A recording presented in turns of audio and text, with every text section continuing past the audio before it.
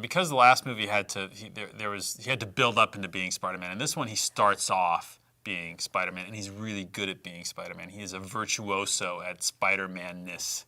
So, you know, he's whipping through the air, he's flying towards us. There's this sort of really vibrant wish fulfillment that's going on, that feeling of flying through the air. We've really focused it on trying to give the audience, and especially the kids, that feeling of what it's like to fly through the air. And there's a lot more of that this time around. You know, we spent a lot of time with our animators and with our stuntmen trying to perfect that sense of flight, which I think is, you know, there's some dreamlike quality to it that, you know, is imbued in, it's just part of the comic books, but when you put it in the cinematic universe, there's something incredibly thrilling about this kid, because he's a kid, you know, jumping off the tops of buildings and flying through the air with the greatest, you know, an enormous amount of velocity and just having a blast doing it. We had a lot of conversations about who we're making this movie for, and we all felt really protective of that 8-year-old kid or 10-year-old kid in us that fell in love with Spider-Man when we were growing up, and there's a kid in the movie, and I'm not gonna ruin the surprise of where he comes in, but who dresses up as Spider-Man, and you can see it in some of the press photos, and you get that feeling. I mean, it's for a kid, I think it's going to feel really thrilling and like exciting to be a part of the Spider-Man universe in a very specific way.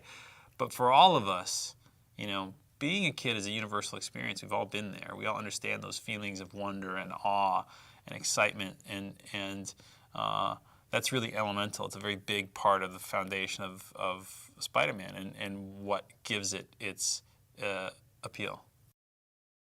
Jamie Foxx as Max Dillon is in his amazing comb over is just sort of, but is a great sort of example of that. But also, you know, Paul Giamatti, who's playing the Rhino, is one of the funniest villains I think I've seen in a really long time. But there's still that great, you know, there's that threat, there's that, you know, playful combat that Spider-Man is engaged in with these villains. And I think the opening car chase sequence is going to be really a great example of that.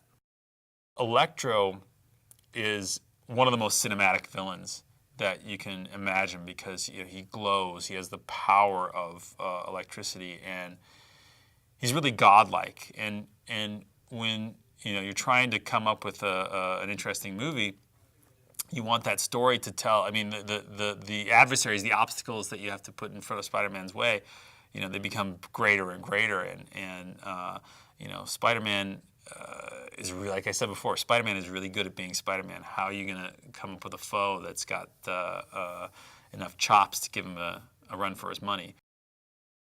I think there's something universal about the Spider-Man character, and when you walk around, whether it's New York or Wisconsin or China or Europe or Africa or Asia or Australia or, you know, Tulsa, Oklahoma, Spider-Man's around. Everybody knows who Spider-Man is, and to participate in that kind of culture that touches so many people is incredibly humbling and exciting, and being able to create with this wonderful team of people stories and images and feelings that hopefully will touch people is an enormous responsibility, but is a blast. It is so much fun, and it's really exciting, and I feel incredibly lucky to have that opportunity.